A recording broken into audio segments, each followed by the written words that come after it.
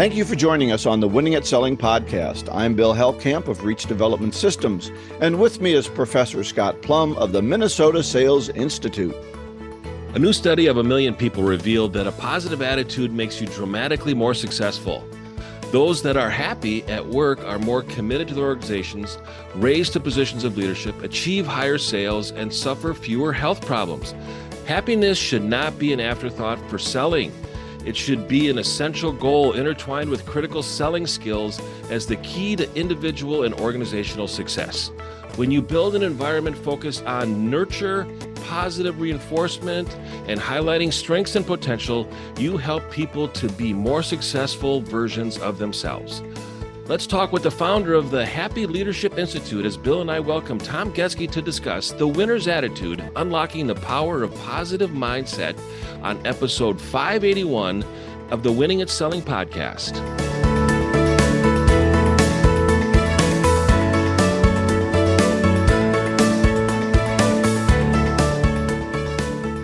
Well, I guess I can't be down today, huh? No, not today. Tom will catch me and say, hey, get up there a little bit. So no book club today because we always want to make time for our guests, and they're always interesting guests, so I'm looking forward to this.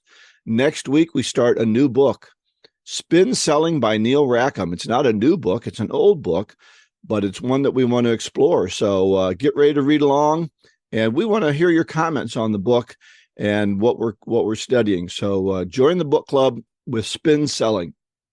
And if you've got any books that you think we should have on the show and start doing as the book club, please send an email to Bill and I, and you can find that at our website, winningatselling.com. I'm really grateful to have Tom Guetzke with us today. We're going to talk about the winner's attitude, unlocking the power of the positive mindset. Tom is an award-winning speaker and best-selling author. He has engaged and inspired audiences from around the world. With Whirlpool Corporation, Tom led teams around the globe, including founder and president of KitchenAid Europa. He has been featured on U.S. News and World Report and served as a small business advisor to Fortune and USA Today. Traveling to over 65 countries, Tom identified the 5 happy leadership habits, HLH, from research in the field of positive psychology, neurology, and sociology. He holds a master's and completed advanced positive psychology and happiness studies at Penn University, UC Berkeley, and Yale. Tom is a certified humor specialist and professional, CHP, one of only 75 worldwide. He is also featured author in the best-selling book, Think Positive, Live Happy, and his upcoming book, The Happy Leader, Unleashing the Power of Positive Leadership, is scheduled to be released in 2024. As a hapologist, and we'll hear a little bit more about that, Tom is on a mission to help organizations who want to create a positive winning culture that maximizes performance, productivity, and profits. Tom, welcome to the Winning at Selling podcast. I'm happy to be here. Yeah, well, you should be happy. You're the hapologist. That's quite a bio. Well, that's a moniker you got to work to live up to, isn't it, Tom? You get caught all the time. Yeah, Pressure. You can't really have a down day when you're the hapologist. So. Right. Yeah, when you're betting on that as your motto, you better practice it and bring it every single day, right? That's right. Well, everybody seems to agree that a winning attitude, a happy attitude is a good thing, but boy, Tom, it's just so easy, as we were just discussing, to get caught up in the stress of the day. Things happen. I get down. What do we do to keep that attitude positive? How do you do it? One of the most powerful things that each of us has is the power of choice. And so we get to choose what we focus on during the day. Obviously, we all have known those negative Nellies, that they always focus on what's wrong, on what's broken, what goes wrong. The sale they didn't get, that's what they focus on. And it's focusing on the positive. Our brains have like 11, we process 11 million bits of information, and no wonder we're tired at night because we're so busy processing that. Yeah. 11 million bits per second. Now, most of that is, breathing and that thing, but 40% is that conscious brain. That's that strength. That's we focus on. And so, when we focus on and fill that 40 bits of information with negative information, what your brain focuses on becomes your reality. And so it's making that choice is to choose on focus on positive things going on in your life, and work towards that, or focusing on negative. Oftentimes, we've heard of affirmations. That's exactly what you're doing, is when you start your day with affirmations, or focus on those during the middle of the day, when you're having a tough time, that resets your brain into those positive thoughts, and keeps a upbeat, positive outlook on what's going on around you. Tom, I grew up with an Eeyore. Nice man, lovely man, loved people, but he was always waiting for the other shoe to drop. He was always waiting for the economy to crash. He was always waiting for. I remember crying in my bedroom one night. My mom said, "Why are you crying?" I said, "Because the commies are going to take over." Right. Oh. So, back in the early 60s. So this is what I grew up with. And my family challenges me every once in a while, says, you're acting like your dad. So I think family can help us, but how can we then catch ourselves? Because that's really what we have to do, isn't it? To make change, we have to catch ourselves and make an adjustment. Yeah, and I love that term Eeyore, because that's one I use too. But it's easy to focus on that. But if you think about that, when you're focused on the negative around you, yeah, you are looking for the negative. You're seeking that out. You're looking for every little thing, and then to be able to go up. See, told you, there it is. I found that negative little piece. And so I think that's the flip side, though, is you're looking at the positive. Especially in sales. I mean, when you're focused on meeting with someone, or focused on, if you're always looking for that negative thing, that comes across, and people can sense that in you, in terms of your thoughts, or you're looking for that negative thing to happen, or that negative challenge to what you're presenting. And so rather than focus on the positive and building on that, whereas you can see that little bit of agreement, and then you grow on that. And that's going to get you closer to closing a sale, is that you're focusing on the positive, and you're helping them to see the positive and the benefits of what you're trying to bring to the table. Tom, success breeds confidence. And I've always seen that in salespeople. Product knowledge adds confidence. Success breeds confidence. How can we leverage the success to maintain a positive mindset? We're successful outside of an experience. We encounter a negative experience. How do we practice that resilience and kind of that elasticity to be able to bounce back to the positive mindset? Yeah, there's a couple of things. I think one of the things that, especially if you're in sales, one of the best things you can do is smile. There's a lot of research that shows the impact, the physical impact that smiling has on you. The other thing is, if you want to be better looking, smile. Research has shown that Scott, you should smile a lot more than. I really should.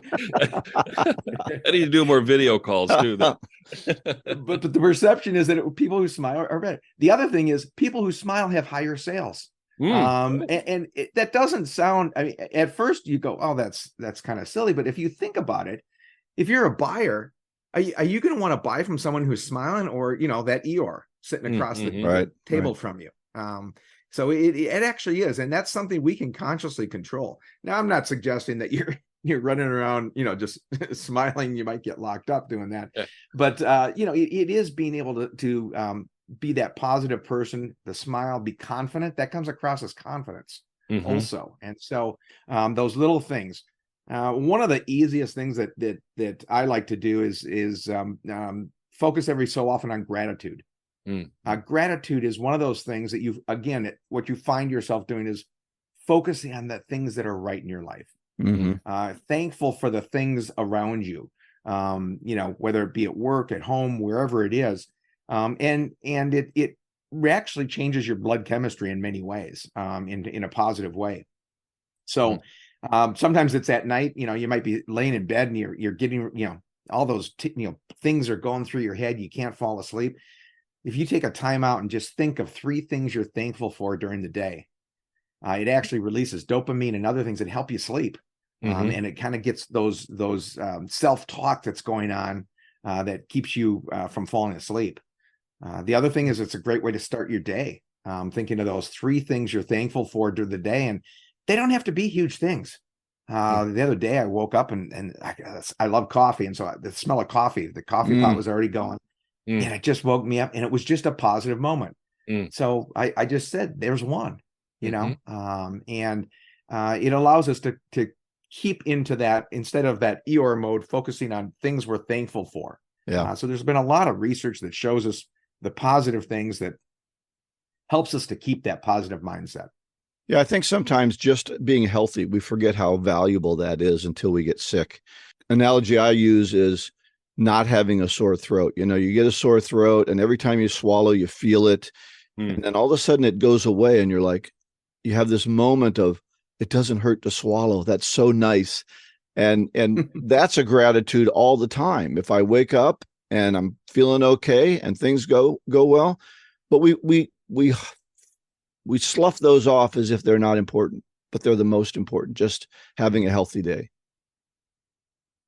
Yeah, we seem to discount those moments, and they can really add up if we start to accumulate them. When you talk about gratitude, I in January of 2020, I started a gratitude journal. So every day I wrote something down that happened positively that day. Now it didn't last long because we got into COVID. Got a sameness to it. It was such a struggle.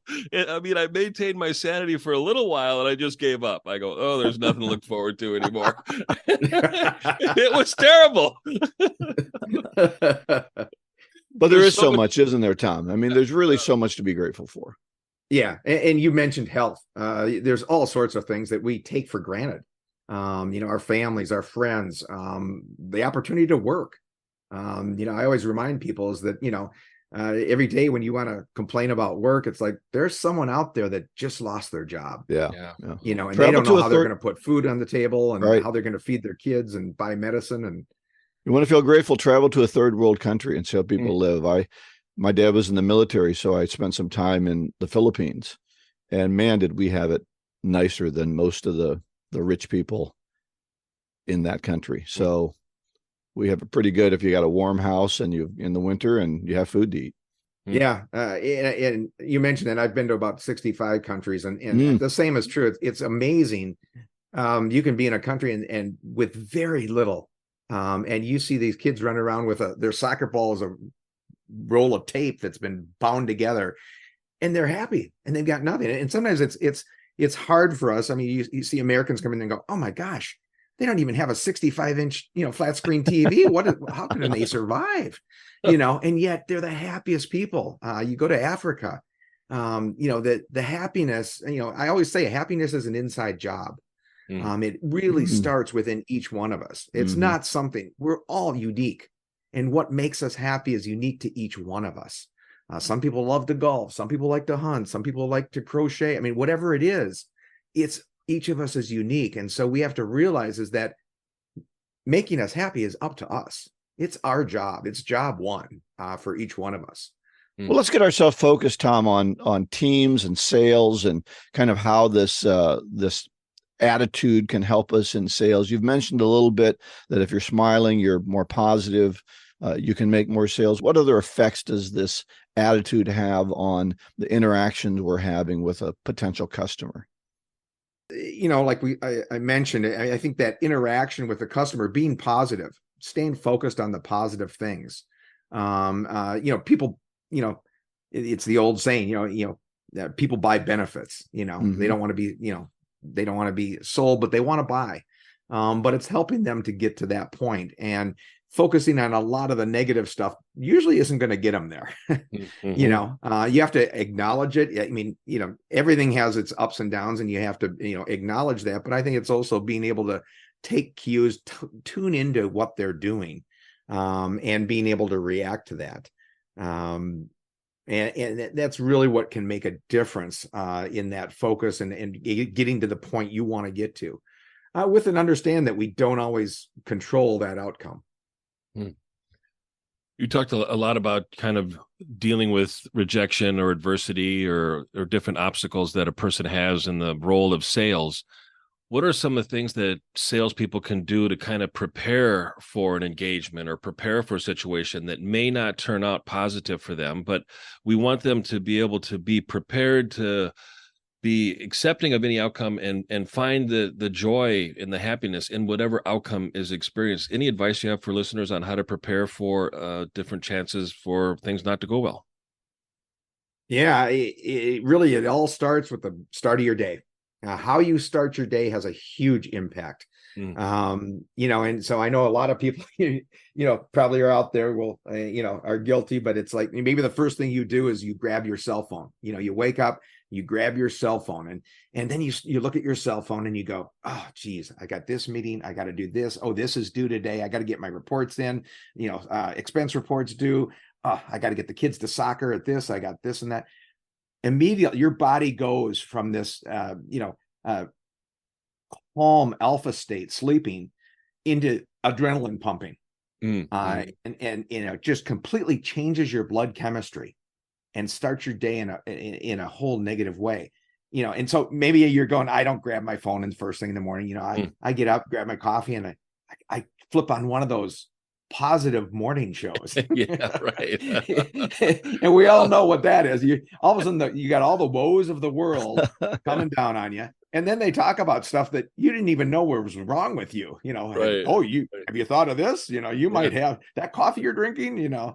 They give you all these ideas, and it just creates more stress. Again, the adrenaline pumps, changes your blood chemistry. The interesting part is that research has shown us that just 3 minutes of negative in the morning, whether it be the phone or that TV, watching that morning show, 3 minutes of negative, and you almost double your chances of having a bad day. Oh. And the research shows it lasts for up to 8 hours, because these hormones are not an on and off switch. Once you flip that switch and you create that adrenaline pump and that stress, it continues. And you ever had those days where everything goes wrong? Yeah, that's what's going on. You've stressed, you created this stressor within your system. I was talking with a sales executive, and she had heard me speak at one of the events, and she got back to me and she said, that 3-minute thing really bugged me.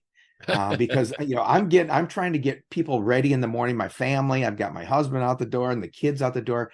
She goes, I realized that 3 minutes of negative in the morning, when I'm trying to get them all ready and the kids out the door, I am there 3 minutes of negative in the morning. Oh, wow. And she said, I don't want to be that. I mean, the world's tough enough out there. I want to give them a chance out there. And the good news is you can flip that. You can create that 3 minutes of positive in your day. And that's what she did. She goes, I want to be there 3 minutes of positive, giving them positive comments and everything else, because she goes, when we all walk out the door, we're up against the world, and the world can be brutal. And so we want the best chance we have. Wow. And so starting your day with taking some me time is huge, whether it be journaling, reading, just sitting and enjoying your coffee, just some positive me time. Because the good news is the same works on those positive hormones. You release those positive hormones into your system, and that sets you up for a positive day. Whatever happens, you ever had those days? That's the opposite, where it rolls off your back. The same thing happens, and you just don't react. You just like, okay, whatever, I'm moving on. And you don't focus on the negative things. So that is a simple thing of how you start your day can really make a big difference in how your day goes. So, Tom, you call yourself a hapologist. Am I pronouncing that correctly? Yeah, it's a hapologist. Hapologist. Where did that designation come up from? Basically, I'm an expert in the science of happiness. And so I actually study a lot of the research and, the academia, and then the research that's been done. And I translate it into everyday terms that you and I can use. Because I know that sometimes you can read these, happiness books or some of the studies of happiness, and it's, 3 deviations and it's this and that. It's like, and you're going, well, yeah, but what does that mean? And so that's what I have always done is kind of taken that heavy research, distilled it down into what are the key points? What are the things that I can do every day, simple things that I can do that are going to impact my life, create a more positive outlook, and thus more positive results. Yeah. You talked about living with people and knowing that you are either making additions or subtractions or multiplying or dividing. I heard a great line from a speaker many years ago, and his question is, are you fun to live with? And I think about that question. And if everybody lives that question, are you fun to live with? Just think about what a joyful person you would be if you wanted everybody to feel that you were fun to live with. And I took it, to the next level and go, are you fun to work with?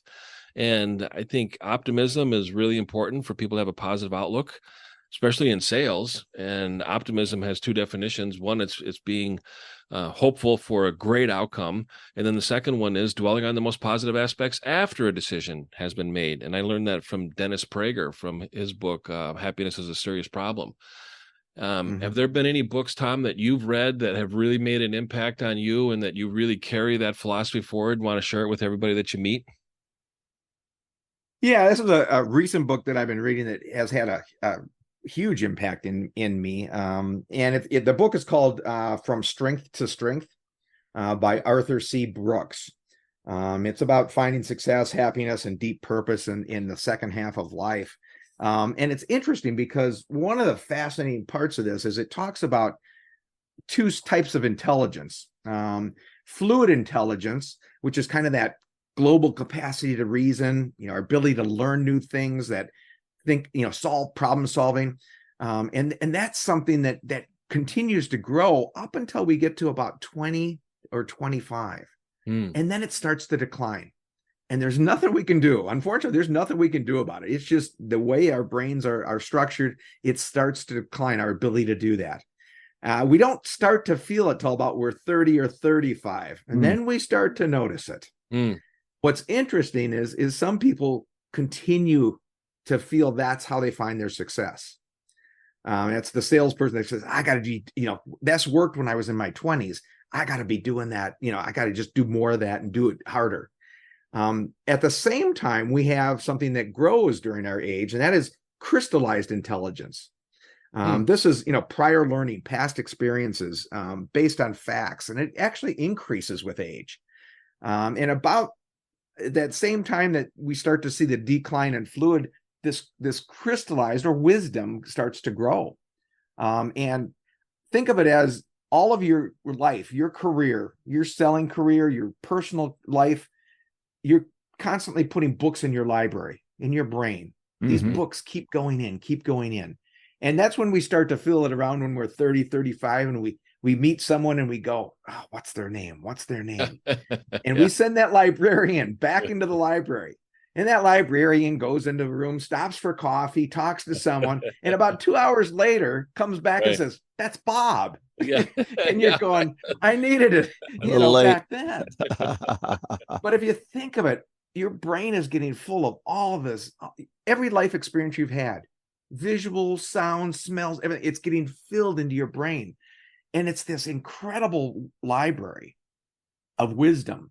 And that's where the challenge is some people try to hang on to that fluid as it declines and says, I got to keep doing that, versus it's a little bit of the, work smarter, not harder. Right. And finding out that your superpower now, as you start to get a little bit older, is wisdom. It's in sales, that's critical. All those selling experiences that you've had over the years is totally different. And that's what keeps you from blowing up a sale or running into the brick wall that you probably would have done in your 20s. Right. Because you were just so focused and driving through it. And now as you age, you find that your real superpower is in wisdom, is reading that person, understanding, asking the right questions to find out where their head is at in terms of decision making on yes or no.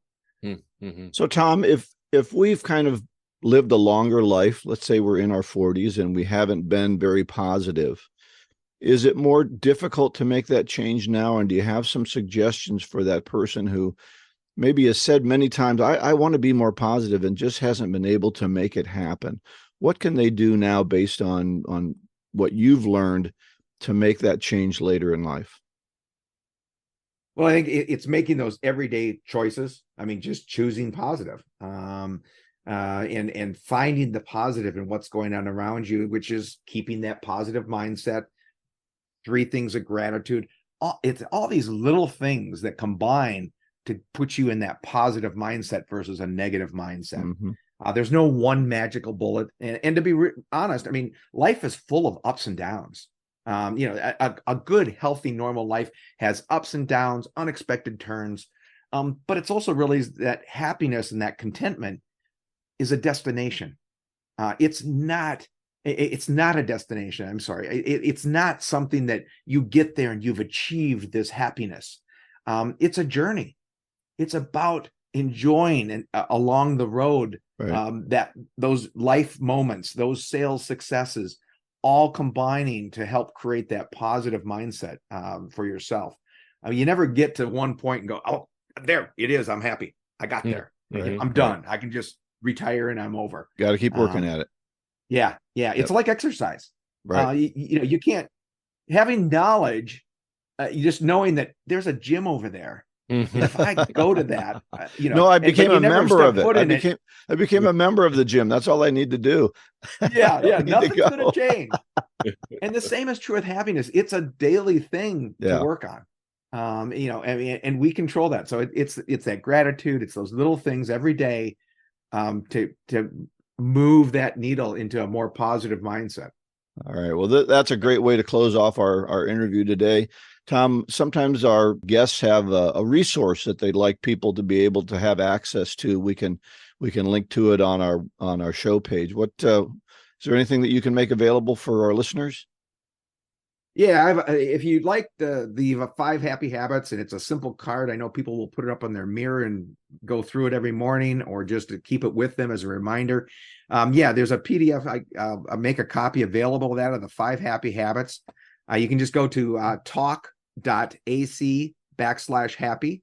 Again, that's talk.ac/happy, and just enter the code winner, and you'll get that free download. Great. And we'll have that on the show notes as well. This is episode 581. All right. Well, thank you so much, Tom. It's been great having you with us on the show today. Thanks for joining us. I've enjoyed it. It's been great. Thanks. As we wrap up, we have a golden nugget. This comes from George Washington Carver. 99% of all failures come from people who have a habit of making excuses. Wow, profound. So I think we've read about excusitis on what was that book? The Magic of Thinking Magic Big. of Thinking Big, excusitis. Yeah. So you can be successful no matter what, even if you kind of have a negative attitude sometimes, like some of us do. Yeah. Anyway, so Scott, let's close it up. Yep. Go to winningatselling.com, share all this information on your social media network, share it with your friends, your colleagues. Next week, our book club is Spin Selling by Neil Rackham. We'll do chapter 1, and our topic is how to become a sales GOAT, greatest of all times. Please subscribe, share the podcast with your colleagues and friends. Go out and get better one skill at a time. Joyful selling.